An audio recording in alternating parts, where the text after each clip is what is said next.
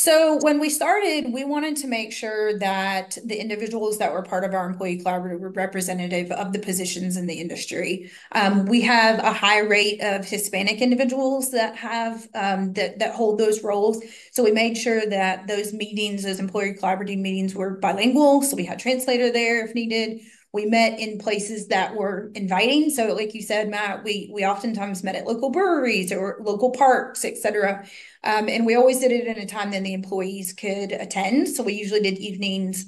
And what we did is we really wanted to get an understanding of those struggles and wants of seeing change within the industry in those particular positions. And so we started with the employers coming and saying, hey, we'd really like to understand more about X, Y, and Z topics. And then I would take that to the employee collaborative, broach those subjects with them, and we would just have conversations. I would then take that information from the employee collaborative back to the employer. So it was anonymous. They didn't know who had talked about it, but they knew that it was kind of a consensus within that position in the industry of something that needed to be addressed. As we move forward, so we used to meet about once a month. As we move forward, we started to see that the employees would then bring up topics and say, this is something that we would really like addressed, but we haven't heard the employers talk about it a lot. And so they would bring up their kind of own situations or topics, and we would then address that with the employers.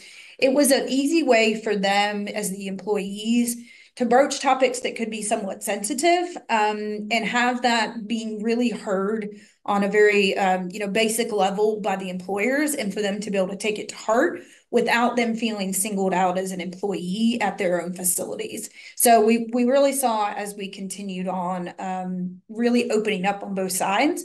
We were very clear with the employers in the beginning, though. If they didn't want to participate, that was completely fine. But if they did, they really had to take the suggestions and the conversations that came from the employees to heart.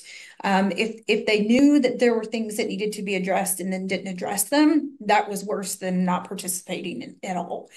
So we really wanted to make sure that there was an open line of communication, everyone felt safe in their own space, and that there was going to be action after these conversations.